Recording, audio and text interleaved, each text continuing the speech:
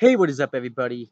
I'm here to give you my read aloud series for The Adventures of Tom Sawyer, and this is going to be chapter 26. I'm getting very close to being done with this book. I only have like 9 more chapters to read. If you want to check out my read aloud series for chapters 1 through 25, click on the playlist down in the description box below. And I'm just going to get right into this.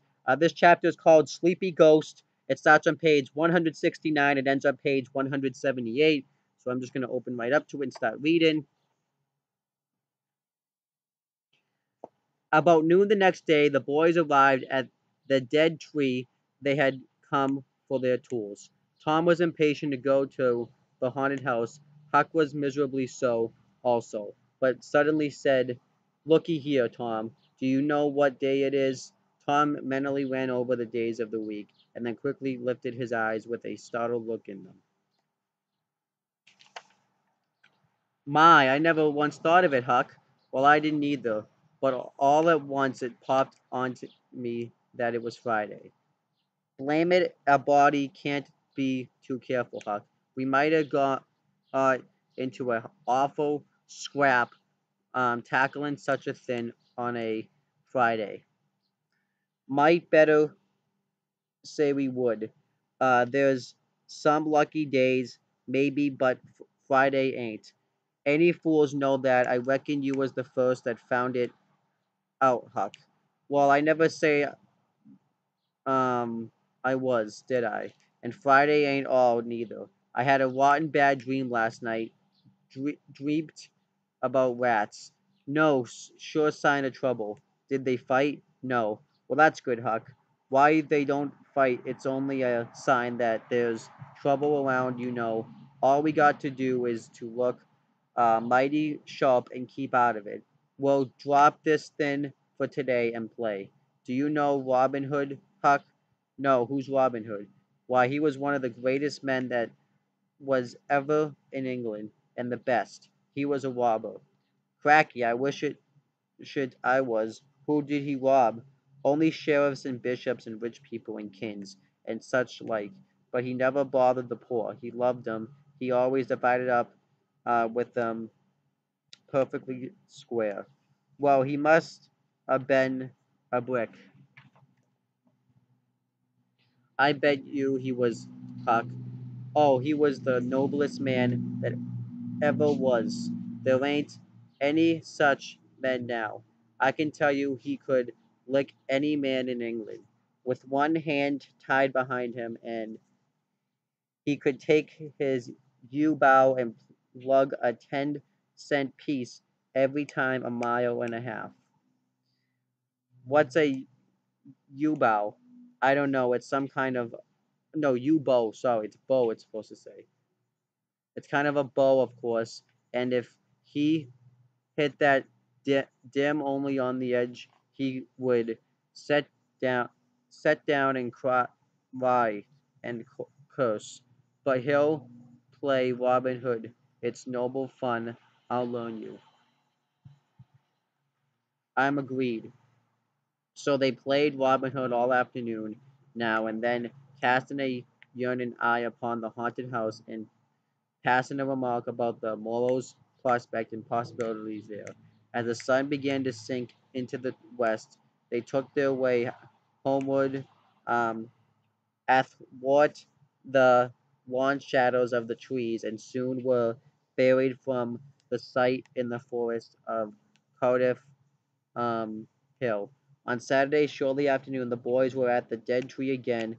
They had a smoke and a chat in the shade, and then dug a little in their last hole, not with great hope, but merely because Tom said there were so many cases where people had given up a treasure after getting down within 6 inches of it, and then somebody else had come along and turned it up with a single thrust of a shovel. The thing failed this time, however, so the boys shouldered their tools and went away, feeling that they had they had not trifled with fortune, but the fulfilled but had fulfilled all the requirements that belong to the business of treasure hunting. When they reached the haunted house, there was something so weird and grisly about the dead silence that was um, reigned there so weird and no, there under the bacon sun, and something so depressing about the loneliness and desolation of the place, uh, that they were afraid for a moment to venture in. Then they crept to the door and took a trembling peep. They saw a weed grow floor, florist room unplastered and ancient fireplace, vacant windows, a ruinous staircase, and here, there, and everywhere hung ragged and abandoned cobwebs. They presently entered softly with quickened pulse, pulses, taken in whispers, ears alert to catch the slightest sound, and muscle tense and ready uh, um, for instant retreat. In a little while, famil- mil- familiarity modified their fears, and they gave the place a critical and interested examination, rather admiring their own boldness and wondering at it too. Next, they wanted to look upstairs. There was something like cutting off retreat, but they got to daring each other, and of course, they could be out one result. They threw their tools into a corner and made the ascent. Up there were the same signs of decay. In one corner, there they found a closet that promised mystery, but the promise was a fraud. There was nothing in it. Their courage was up now and well in hand. They were about to go down and begin work when, "Shh," said Tom. "What is it?" whispered Huck, um, blanching with fright. "Shh, there, hear it?" "Yes." "Oh my, let's run." "Keep still, don't you budge. They're coming right toward the door." The boys stretched themselves upon the floor with their eyes to knot holes in the blanket and lay waiting in a misery of fear. "They've stopped. No, coming. Here they are. Don't whisper another word, Huck. By goodness, I wish I was out of this." Two men entered. Each boy said to himself, there's the old deaf and dumb Spaniard that's been about town once or twice lately.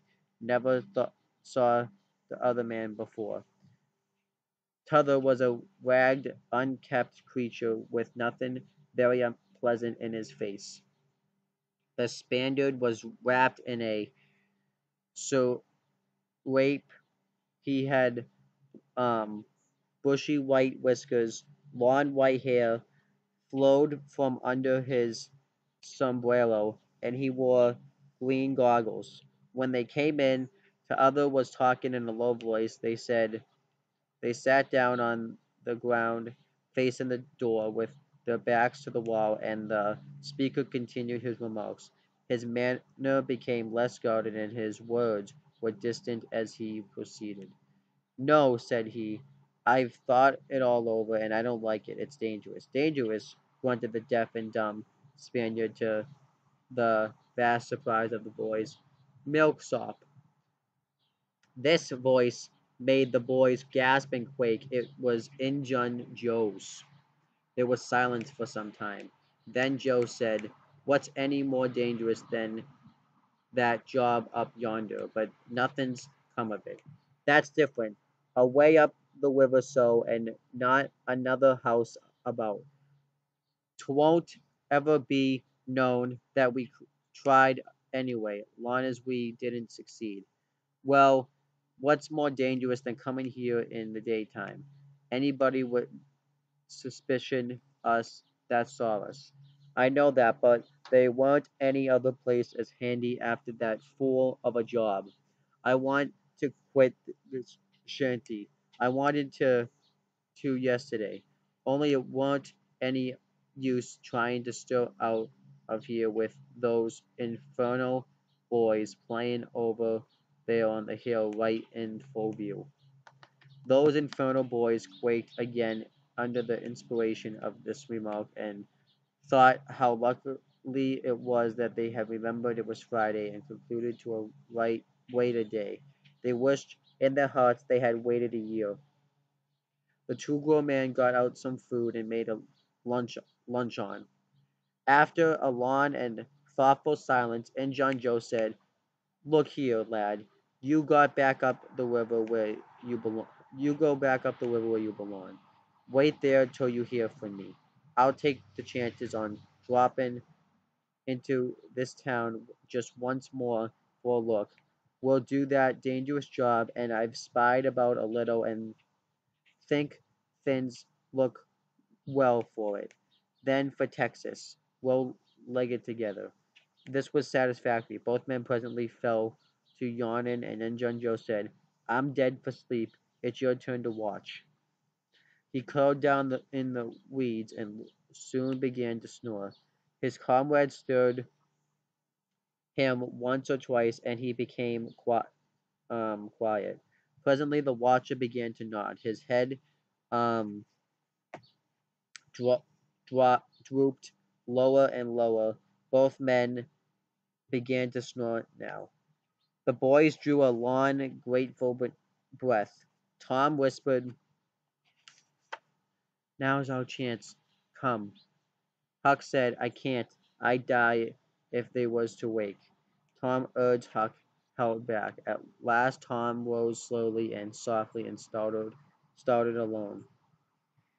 But the first step he made won such a hideous creak from the lazy floor that he sank down almost dead with fright.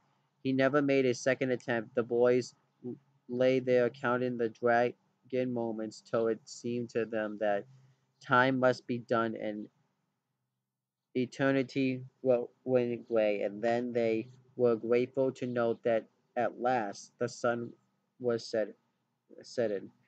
Now one more Now one snore ceased, and John Joe sat up, stared around, smiled grimly upon his comrade, whose head was drooping upon his knees, stirred him with his foot, and said, "Here, you're a watchman, ain't you? All right, though nothing's happened. My, have I been asleep? Oh, partly. Nearly time for us to be moving. Pode, what do we do with um what little swag we've got left?" "I don't know. Leave it here as we've always done, I reckon. Now use to take it away till we start south. 650 in silver's something to carry." "Well, all right. It won't matter to come here once more." "No, but I'd say come in the night as we used to do. It's better." "Yes, but look here, it may be a good while before I get the right chance at that job. Accidents might happen. Tain't it in such a very good place. We'll just regularly bury it and bury it deep." "Good idea," said the comrade, who walked across the room, knelt down, raised one of the weirwood hearthstones, and took out a bag that jingled presently. He subtracted it from $20 or $30 for himself, and as much for Injun Joe, and passed the bag to the latter, who was on his knees in the corner, now digging with his bowie knife. The boys forgot all their fears, all their miseries in an instant. With gloating eyes they watched every moment. Luck, the splendor of it was beyond all imagination. $600 was money enough to make half a dozen boys rich. Here was treasure hunting under the happiest uh, auspi- uh, uh, uh, auspices. There would not be any bothersome uncertainty as to where to dig. They nudged each other every moment, eloquent nudges and easily understood, for they simply meant, "Oh, but Ain't you glad now we're here? Joe's knife struck upon something. Hello, said he. What is it? Said his comrade. Half rotten plank. No, it's a box. I believe here. Bear a hand, and we'll see what it's here for. Never mind, I broke a hole. He reached his hand in and drew it out. Man, it's money. The two men examined the handful of coins. They were gold. The boys above were as excited as themselves and as delighted. Joe's comrade said, Well, we'll make quick work of this. There's an old rusty pick over among the weeds in the corner, the other side of the fireplace. I saw it a minute ago. He ran and bought the boy's pick and shovel. Injun Joe took the pick, looked it over critically, shook his head, muttered something to himself, and then began to use it. The box was soon unearthed. It was not very large. It was iron bound and had been very strong before the slow years had injured it. The men contemplated the treasure a while in blissful silence. Paul, there's thousands of dollars here, said Injun Joe. 'Twas always said that Morrow's gain used to be around here on one summer, the stranger observed. I know it, said Injun Joe, and this looks like it. It should like it, I should say.